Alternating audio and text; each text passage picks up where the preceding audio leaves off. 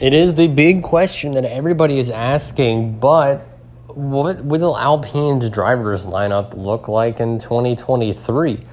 There's, of course, a lot of rumors for a various amount of drivers who are potentially in F2 to drivers that are already in F1, but the general consensus now is that Oscar Piastri will not be driving for Alpine next year. It is, of course, the news that everybody's been talking about. I've talked about it already twice on this channel.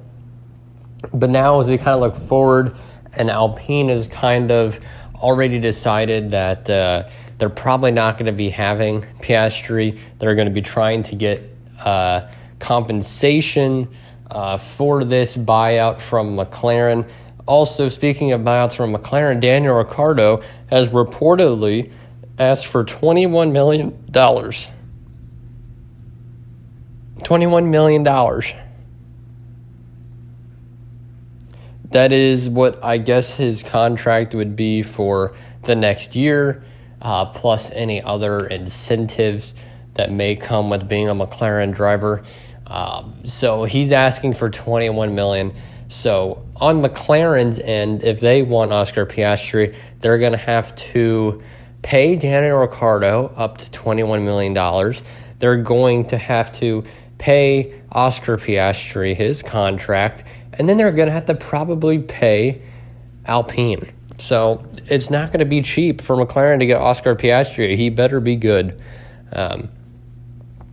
Meanwhile, this leaves Alpine without a second driver now that Fernando Alonso has moved to Aston Martin for 2023. It leaves them an option for somebody to pair along Esteban Ocon. So I'll go through a few different drivers. So let's go with F2 drivers that I highly doubt could, but maybe would. I'll give you a sneaky F1 driver currently that could be on that team next year, and then I'll give you 3 options besides that sneaky guy for F1. So let's talk about the 2 guys from F2. So I think we could see Logan Sargent become an Alpine driver. He is a part of the Williams Academy and such, but Williams don't really believe that he is a F1 talent just yet. So what kind of situation could we see with Sargent going to Alpine? Maybe if Alpine can't find anybody, Williams say, hey, we will loan you this guy for this year, and then next year we will replace Latifi or Albon, because Albon might be on another team and such, and then we'll get Sargent in, but that is very unlikely. The other F2 driver I could possibly see is Felipe Drugovich, who is currently leading the F2 championship. He's not affiliated with any team. He's not going to go to Williams because Williams are going to prioritize Logan Sargent to get him in there, and that is if Williams decide to not have Latifi for next year. Williams have already signed Albon for next year, so it's either I would personally rather have Latifi than Sargent, and if I was Williams, you're going to get the money plus the more experienced driver. Although if you go with Logan Sargent, it's the higher upside pick, but might not do as well in the first year, but we don't know that for sure. Do apologize if you can hear any thunder or rain. It is pouring outside by the Miami Grand Prix. Not really. Well, I'm like 5 hours away. But anyways, Felipe Drugovich would be an interesting option because he is not affiliated with any team. He has been in F2 for a while. He's winning the F2 championship. If he wins, he won't be able to drive in F2 next year. We'd have another Oscar Piastri situation. I think Drugovich is definitely ready for a Formula One seat, and I could see Alpine being an option for Felipe Drugovich. So those are my 2 F2 picks. My sneaky F1 pick is Guan Yu Zhou, or Zhou Guan Yu. I understand. Well, why would he do that? He's signed Alfa Romeo. He's happy there. The team are happy with him. Yes, but that's why it's my sneaky pick. I think there's like a 2% chance it happens, but don't forget he was affiliated with Renault back on Uno Virtuosi when he raced for that team. And Alpine could be looking for a driver who's already been in the market for a year. And if Alfa Romeo get rid of Guan Yu Zhou, they could possibly bring in Terra Porsche. or someone else. So just keep him. That's an option for a sneaky F1. Another sneaky F1 pick that I thought could have happened, which is, I'm not going to put it in the video. I mean, I am, but he's not part of it. But I was going to say Alex Albon, but he's already signed with Williams. So here are my 3 options for current F1 drivers that's not Guanyu Zhou who could potentially race for Alpine next year. The first one would be Daniel Ricciardo, of course. Would Daniel Ricciardo go back to Renault, where he was, to pair up with Esteban Ocon? If you look at it from Renault's point of view or Alpine's point of view, Ricciardo did better than Esteban 3 years ago, and in fact, Daniel Ricciardo brought podium to the team. We saw the whole tattoo situation go on.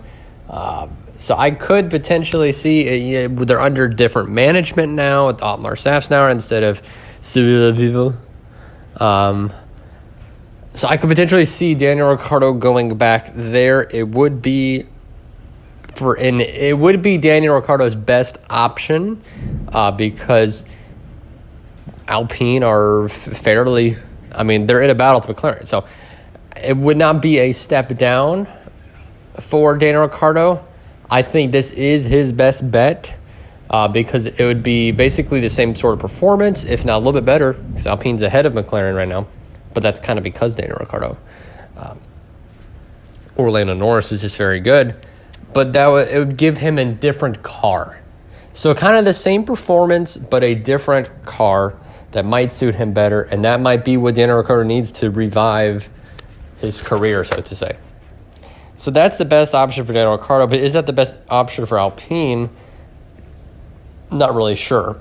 I think the better option for Alpine would be Pierre Gasly.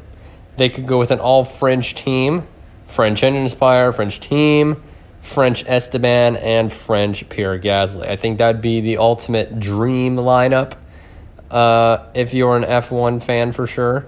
I think if a lot of people are going to be buying this new F1 Motorsport Manager, I think they would do that. They would get the all-French team. That would be very exciting. So I could see that definitely being the case over there at Alpine, for them to bring in Pierre Gasly, who is trying to get out of the Red Bull family. It would make the most sense for Pierre to go to that team. In fact, he would be gaining, assuming Alpine are just as good as they are this year, next year, he would be in a contention to potentially get podiums again for Pierre Gasly, since AlphaTauri have kind of declined. So I could see Pierre Gasly going there. That would, so like I said, that'd be the best situation for Pierre, and of course Daniel Ricciardo, that'd be the best situation for Daniel. But which one's the better situation for Alpine is kind of up in the air. And my final pick, which I don't think is going to happen really, but Mick Schumacher, I think just for some reason I could see him going to Alpine, but I'm not even going to really include that. It's basically between either an F2 driver or Oscar Piastri, if that somehow gets resolved, or it's either Pierre Gasly or Daniel Ricciardo. So let's now look at what would happen for the rest of the field if this is the case. So silly season has already been silly, right? We have Fernando going to Aston Martin, Vettel retires, and Oscar Piastri to McLaren is basically where we are at right now. So let's say Pierre Gasly goes to Alpine. So where does that leave Daniel Ricciardo then? If Daniel doesn't get the buyout, he could drive for McLaren next year and then get his seat replaced, and we could be talking about this next year.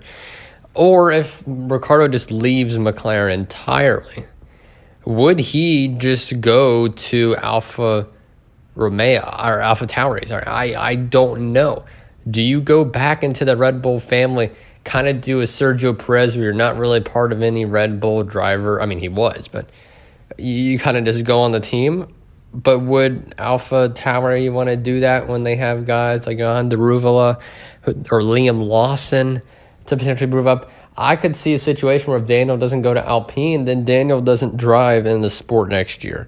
So I think that's the case. I think if Gasly goes to Alpine, we do not see Daniel Ricciardo driving in Formula One next year. I hate to say it because he's one of my favorite drivers, but I could see that being the situation. If Ricciardo goes to Alpine, then he's at Alpine. Pierre Gasly probably stays at AlphaTauri. So if that's the case, it'd be a bit better, I think, for F1. But I think F1 needs Daniel Ricciardo. Let me know your thoughts on this situation. Very silly season. Even sillier news now that we're hearing this $21 million buyout. Summer break, it's still 3 more weeks, but it's been crazy and it's getting crazier. So like I said, let me know your thoughts. What do you think? Ricciardo, Gasly, what does Alpine look like? You'll have to let me know in the comment section below.